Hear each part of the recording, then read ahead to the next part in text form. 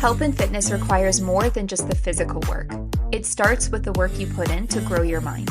Welcome to the Mind Gains podcast, where we discuss what it takes mentally to see results physically. I'm your host, Jess. Let's get started.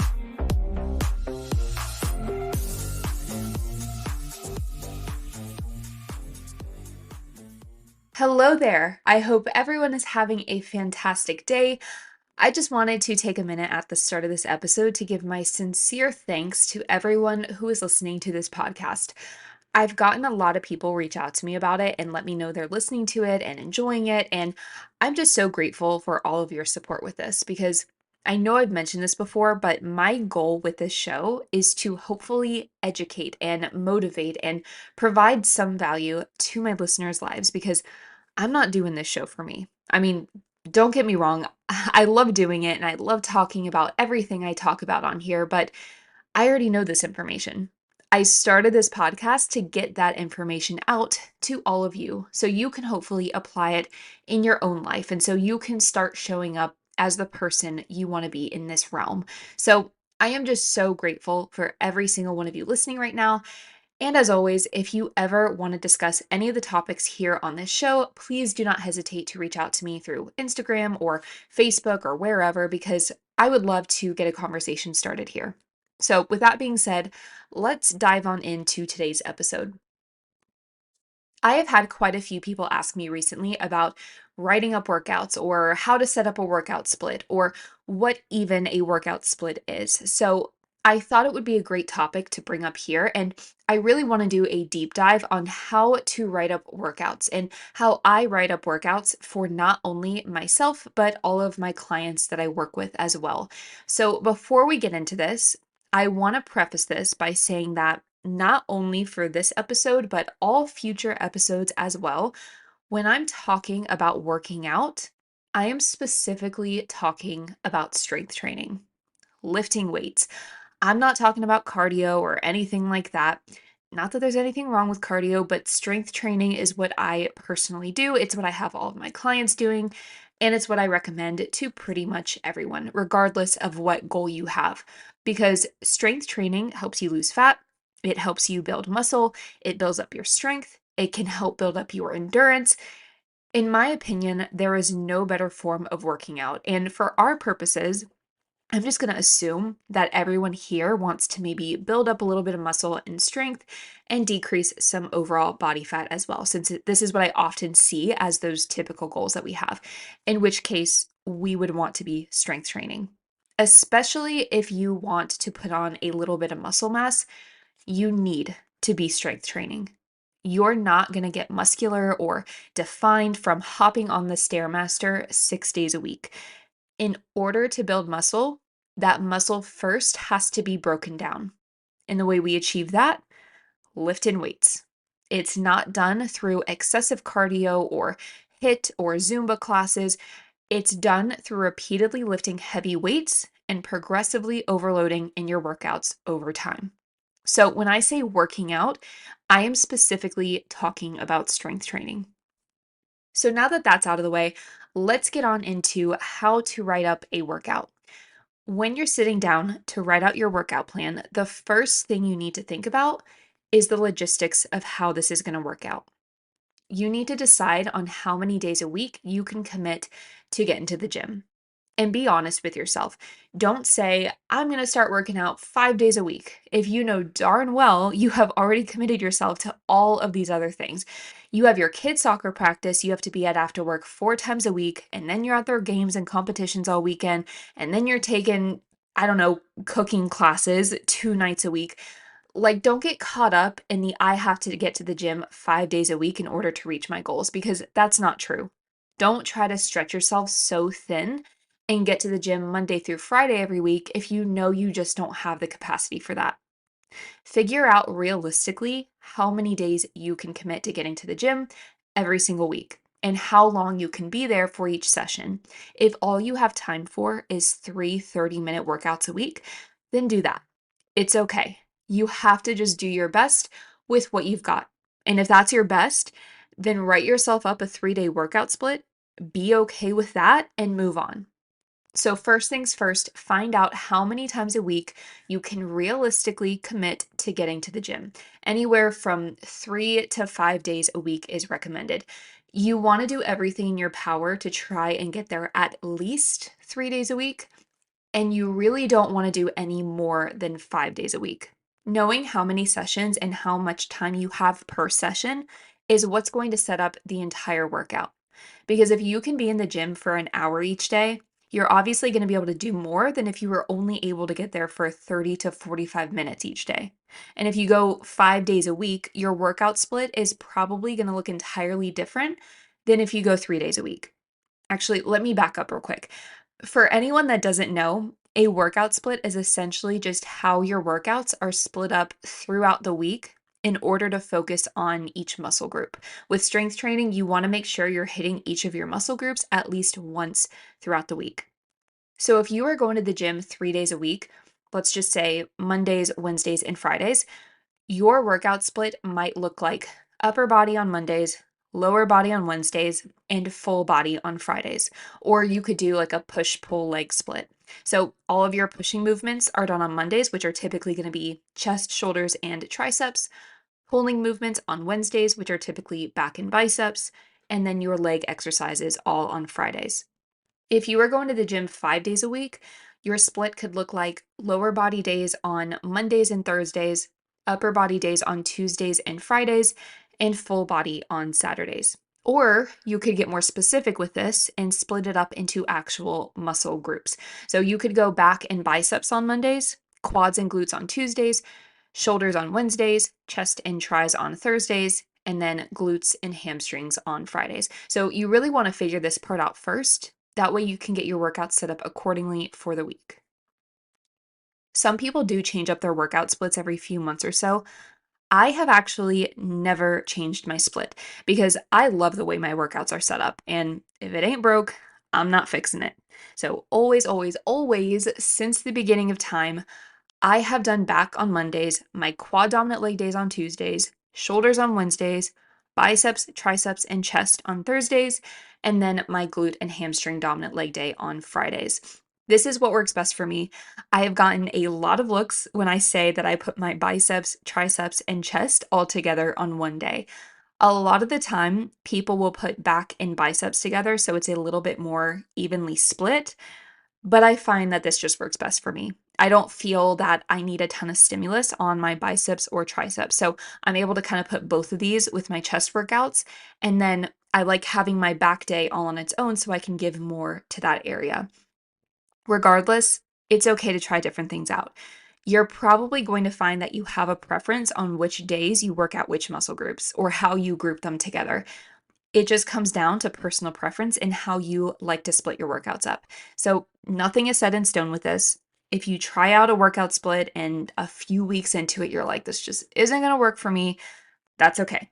Switch it out. This is all trial and error. And honestly, writing up workouts is a skill and something that gets easier with time and practice.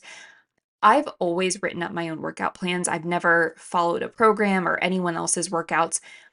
And I remember when I first started, I hated writing up workouts. Honestly, it's still not my favorite part of all of this, but I used to hate it.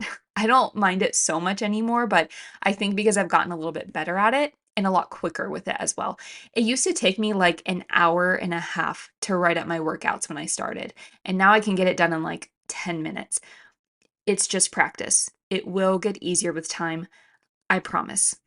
Regardless of whether you're great at it right off the bat or not, don't get caught up in, I don't know what to program for myself because I don't want to do anything wrong. You're not ever going to program a workout for yourself that is worse than you doing nothing.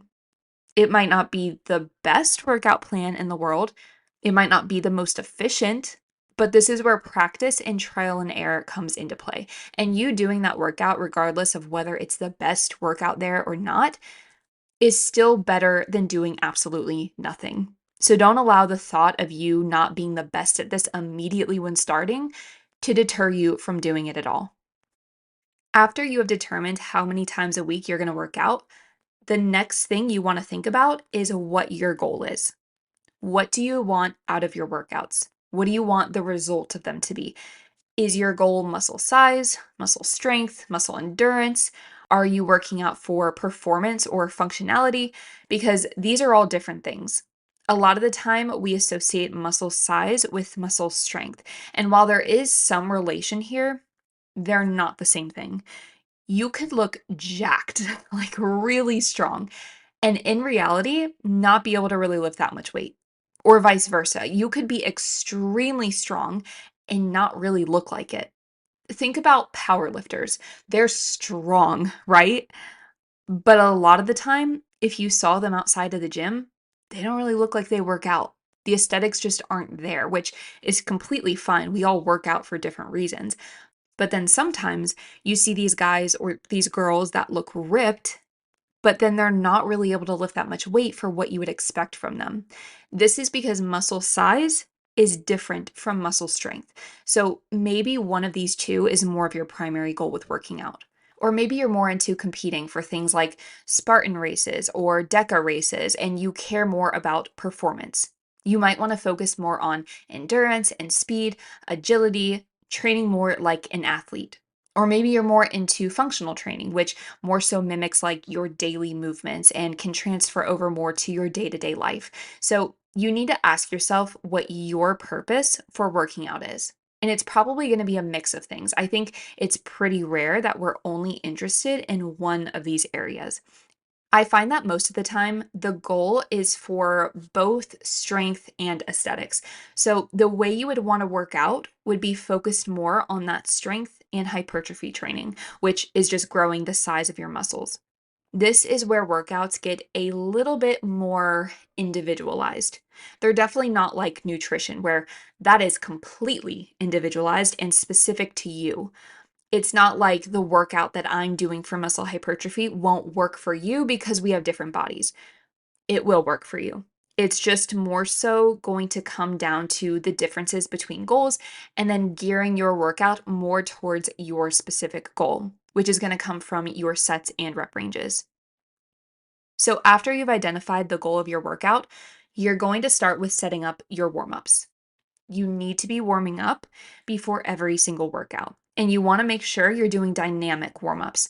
Dynamic warm ups focus on quick movements. So you're not really statically holding stretches here. You're moving your body quickly and warming your muscles up to be ready and able to handle the load you're about to place on it. Some examples of dynamic warm up movements could be things like leg swings, arm swings, high knees, butt kicks, squat jumps, quick movements. You cannot skip your warm up.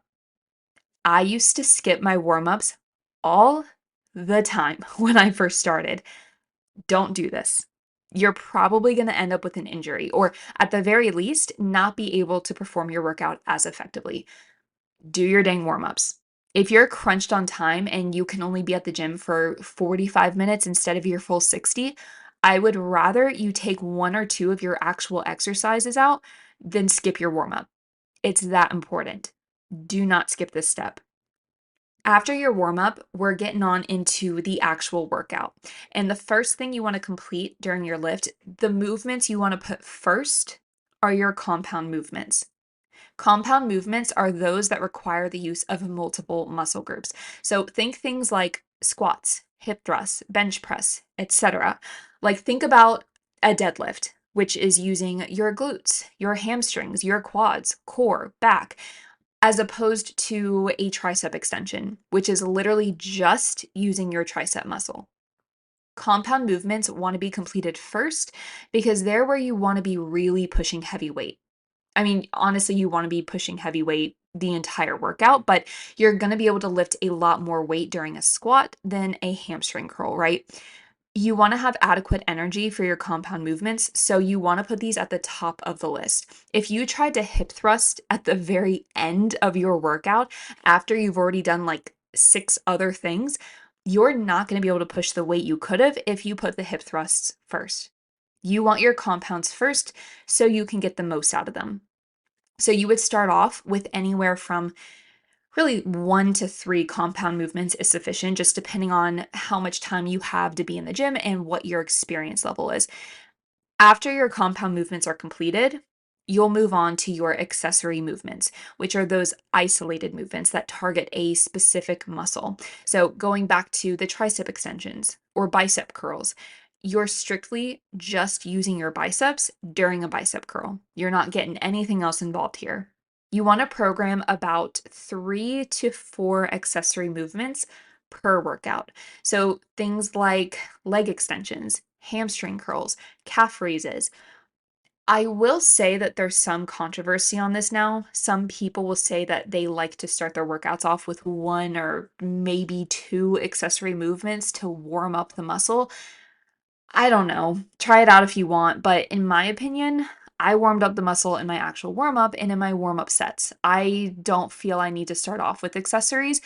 I like starting with compound movements, but try it out if you want, see how you feel about it. You may end up deciding that you have a better connection during your workout if you start with 1 to 2 accessory movements. Regardless of whether you put a couple of accessory movements at the start of your workout or not, you want to aim to keep it to around 3 to 4 accessory movements per workout. Because the truth is that if you're pushing enough weight and your intensity is where it needs to be during your compound movements, you shouldn't have the energy to get through a laundry list of accessory movements afterwards. I used to do this. I used to program like 12 exercises for myself every day, and then I would purposefully have to hold back in all of my exercises because I knew I still had a ton to get through. So I didn't want to completely tire myself out when I knew I had like 8 more exercises to do. I'm going to tell you something that completely changed the way I worked out. It's super simple, but super effective. Are you ready for it? Quality over quantity, always. Doing a workout with 4 to 5 exercises and giving everything you've got during every single set of those exercises is a million times more effective than doing 15 exercises at 50%. You want to be finishing up your last compound movement thinking, thank God I only have a few accessory movements to go through before this workout is over. You should not have enough fuel in the tank after your compounds to be able to do anything more than 2 to maybe 4 more workouts, in my opinion, just depending on how many compound exercises you did. If you do, you need to revisit how much you're actually giving in those first couple of exercises. So, when writing up my workouts, I start off by writing out all of my exercises first for each day, and then I'll go back in afterwards and assign sets and rep ranges. Circling back to what your specific goal is for your workouts, this is where the workout is going to become a little bit more individualized. It's not really going to come from the actual movements so much, but more so the sets and the rep ranges. So, I want to run through what the different sets and rep ranges are for different goals so you know the purpose behind each of these ranges and how to program for yourself.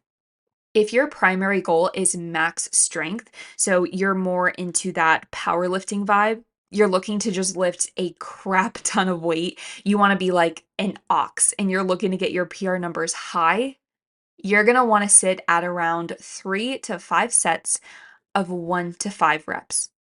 The reason the rep ranges are so low is because you're going for max weight, right?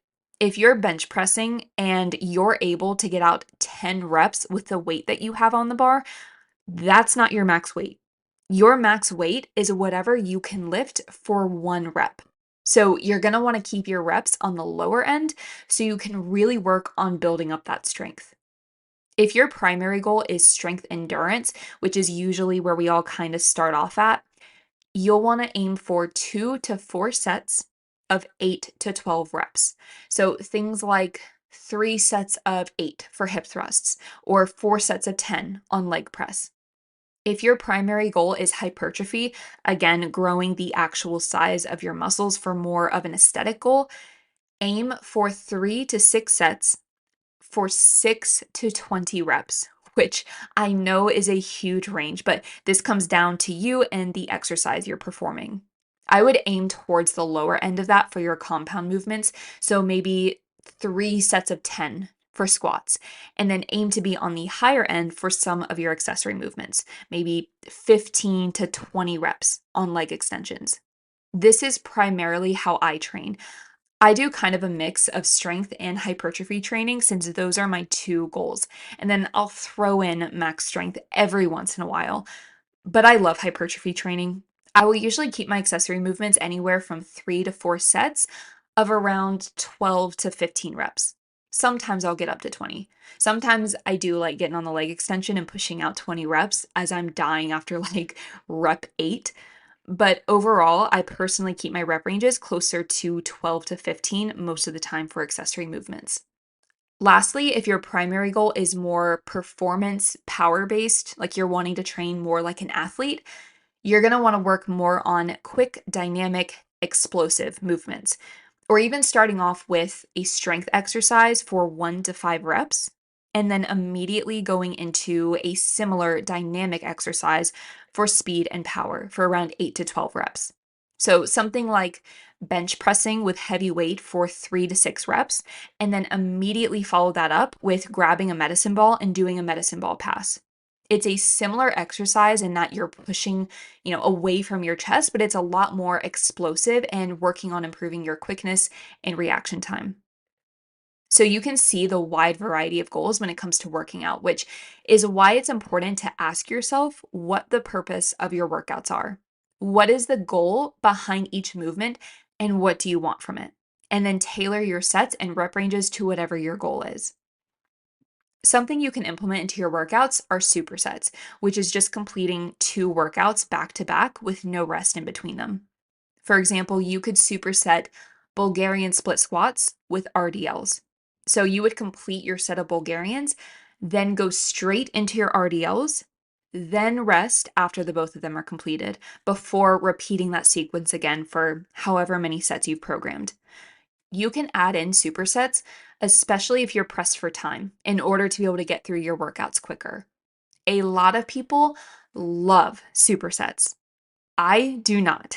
I actually despise supersets. Don't ask me why. I've just always been this way. I personally never superset any of my exercises, but this is up to you. If you want to add them, great. If you don't, great. Do what works best for you. But if you are going to use supersets, you don't want to superset with your compound movements, only your accessories. And you don't want to put 2 exercises together that work out the same exact muscle group, like the example I gave a minute ago. Bulgarian split squats can be used to work out your quads, and then you go straight into RDLs, which target your glutes and hamstrings. You don't want to do Bulgarian split squats for your quads and then go straight into another exercise that also works out your quads. This would be a compound set. Compound sets are where you're putting 2 workouts back to back that work out the same exact muscle. Now, compound sets, I love me a good compound set every once in a while. I love doing like a heel elevated squat or leg extensions, which both work out the quads, and then go straight into wall sits. It burns like no tomorrow, and I love it and I hate it at the same time. So I will do something like that every now and again, but you can try these out. Again, it's going to be some trial and error to find what works best for you. All right, now the age old question, should I be doing cardio? And the answer, it depends. It depends on you and what your goal is. Like I mentioned before, strength training is what builds muscle. So if you have a goal to put on a little bit of muscle, cardio can be counteractive to this. Cardio is great for your heart health and building up endurance, but if you're doing too much of it, you can negatively impact the progress you're trying to make putting on muscle mass. So if you want to put on muscle, look lean, look defined, or quote unquote tone, I'm saying that because I hate that word. I'll get into it later. I'll save that for another day. Then you can still do some cardio, but if you're gonna do it, I recommend keeping it at a lower intensity and doing it after your workout. So maybe instead of running or doing HIIT sessions every day, you opt for walking on the treadmill on an incline for 15 to 30 minutes up to a few times a week, max. Keep it light. To tie this all up, I wanted to give you all a layout of what my current glute and hamstring dominant leg day looks like so that you can see an example of a workout setup with the goals of strength and hypertrophy in mind. So here's what I do for these days. Hip thrust for 3 sets of 8 to 10, B stance RDLs for 3 sets of 10 to 12, laying down hamstring curls for 3 sets of 10 to 12, glute hyperextensions for 4 sets of 12 to 15, and then I follow that up with abductors for 3 sets until failure. So I usually fail at around 15 to 20 reps for these. Like I said earlier, I never change my workout split, but I usually switch out my actual exercises every 3-ish months or so. You don't want to be switching up your workouts too often. I recommend keeping them the same for anywhere from 2 to 3 months. You'll see a lot of people changing theirs out more often. You don't want to do this. You don't need to confuse the muscle by constantly changing up your exercises. You need to progressively overload with your workouts, and you can't do that if you're switching things up too frequently. So you might get a little bored with doing the same workouts over and over and over again, but a good rule of thumb when it comes to any area of health and fitness is if it's starting to feel a little monotonous and a little boring, you're doing it right. So don't change up your workouts too often. I would say change them less often than you think you need to. And stick with the basics. I think so many times we try to do these fancy new exercises that everyone's talking about, but I say keep it simple. Stick to what we know works. Squats, hip thrusts, deadlifts, bench press, shoulder press. You don't need to jump on the newest trend of whatever crazy exercise everyone is trying. Just stick with the basics, put them on repeat, and keep practicing this.